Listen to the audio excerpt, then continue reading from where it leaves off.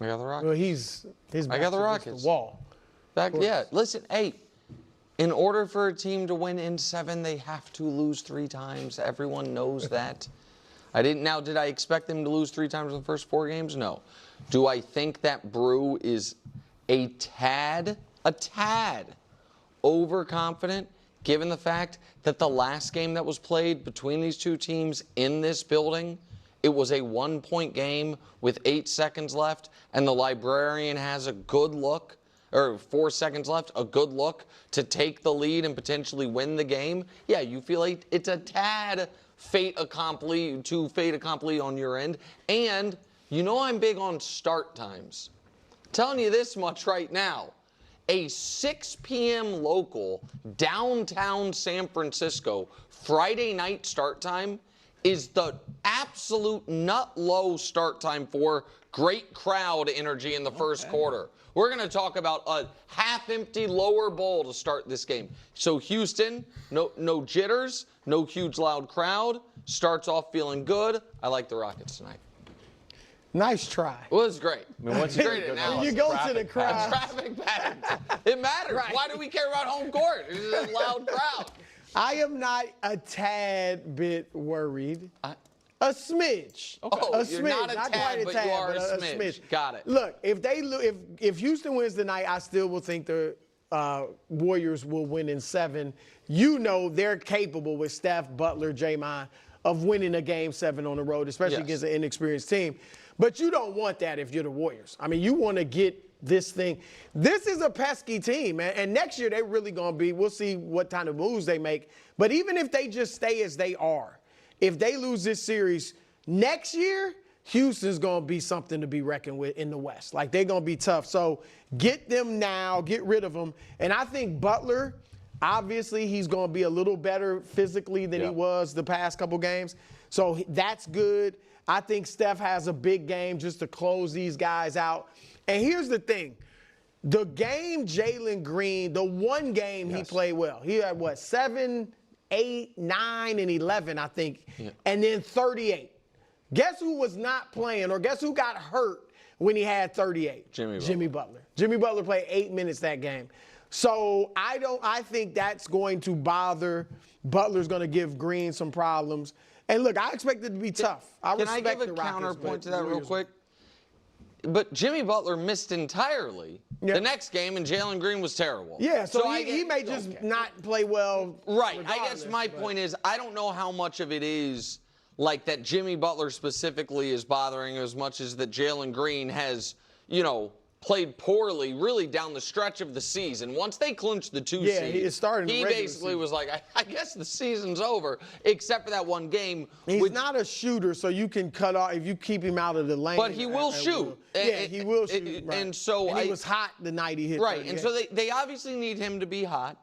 They need Şengün to be unafraid. And he won't be afraid. You think he's afraid of Draymond? I think Draymond's in his head a bit. And I think that by the way, like that's not an indictment. Draymond's that is kind of an indictment. Can I make he can't be worried about Draymond. Here's the problem. Şengün needs to just play his game. Right. Okay. Is this the Houston Rockets hour? Listen. This isn't imagine being the Golden State Warriors and how great they've been, and you're just talking about the other team the whole time. I mean, like you would think that the Houston Rockets were the Golden State Warriors. It's pretty remarkable, but it's not so much that Draymond's in Şengün's head. Draymond Green's an unbelievable basketball player, an unbelievable defensive player.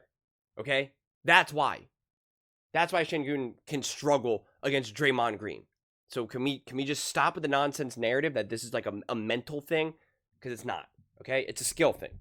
Draymond Green is an absolute monster and a beast. It's okay to accept that. If we can actually get a legitimately organized, well-officiated game, then the Warriors will win this game. Look at how the Lakers and the Minnesota Timberwolves game unfolded. Look how the Nuggets and the Clippers game unfolded. Like, real grounded officiating. The Nuggets shot like 15 free throws or something like that. And I think the Clippers like 9 or something. That's a far cry from like the 38 that the Rockets shot last game against the Warriors. Like if we could just get a real regular game, and if the Rockets aren't just ridiculously hot just because the basketball gods are like, hey, you're just gonna make every shot, then the Warriors win this game. It's that simple. The Warriors are better, more experienced, more organized, more ready for the moment. They have Steph Curry, who is the best player on the court, even with a messed up thumb. And if the refs do keep in check all the dirtiness from the Rockets, the Warriors win. If they don't allow the Rockets to just deck Steph Curry every 5 seconds, the Warriors will win. If they don't back Draymond Green into a corner and give him 3 fouls in a blink of the eye, the Warriors will win. I mean, the way how some of these games have unfolded, and especially the losses, like you can point to concrete stuff, or even some of the close games, like they were saying, oh, last time they were on the, at home, came down to like the final second, it was like, oh, you mean when they backed Draymond Green into a corner, gave him a bootleg technical, a bootleg flagrant foul, a bootleg bunch of fouls, like really, like that's what we're leaning on here, where like he had to miss like chunks of time, where Şengün was able to go off, yeah. Just let these guys play, but officiate appropriately. Be balanced. I mean, this was the Nuggets versus the Clippers. Nuggets, 9 free throws. Clippers, 15 within range. The Timberwolves versus the Lakers, 33. And this is actually a little bit juiced up, because it was near the end of the game, and so they had a bunch of extra fouls. So honestly, I think they did that like 3 times, so we can subtract like 6 fouls from there. So that's now going to be, in the 20s, mid-20s or so. Mid-20s for the Lakers. Makes total sense. The Warriors, 22. The Rockets, 38. 38. I mean, it's just outrageous.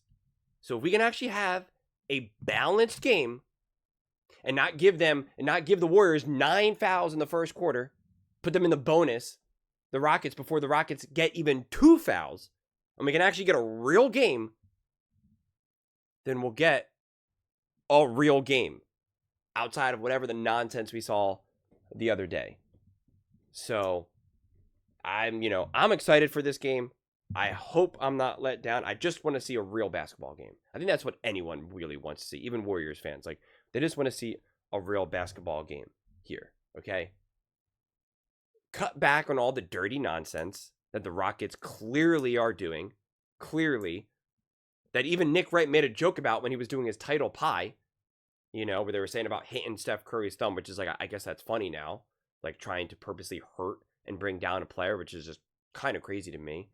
But yeah, I mean, that is really the theme of this series.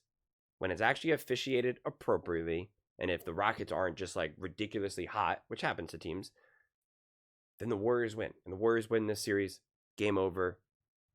See you next year. And it's funny because they're talking about the Rockets being like this great team next year, and that's what they say about all these teams. That's what they say about all these teams. The Nuggets, the Grizzlies, the Lakers, every team. The only team that has consistently been great and has found a way to be great the following year for the last decade is indeed the actual Warriors. The Celtics are trying now. They're trying to build their case. They're not quite there yet. They only got the 1 ring. They're still really good, don't get me wrong. But they say this about all these other teams. Even the Grizzlies. Or excuse me, the Timberwolves. And it's like, you got to truly win. You got to truly win. Something that only the Warriors have done. And I mean more than just once. More than just once. So I'm excited to see how this series unfolds. How this game unfolds. Those are just my thoughts. I'd absolutely love to hear yours. What do you guys all think about the Golden State Warriors losing this series? according to Nick Wright, he has them losing in 7. Let me know in the comments below. I read every single comment, so whether you agree with me or disagree with me, either way, let's get in some discussions, let's get in some fights, but ultimately, let's just have some fun. And please do consider subscribing. We are building an amazing community here, and I absolutely love to see you part of it. I want to build something that we all genuinely feel connected to, something that we're really excited to be part of. I think we're all on our way to doing it. Please don't forget to give this video a thumbs up, as it really does help with the visibility and the algorithm. Thank you so much. See you next time.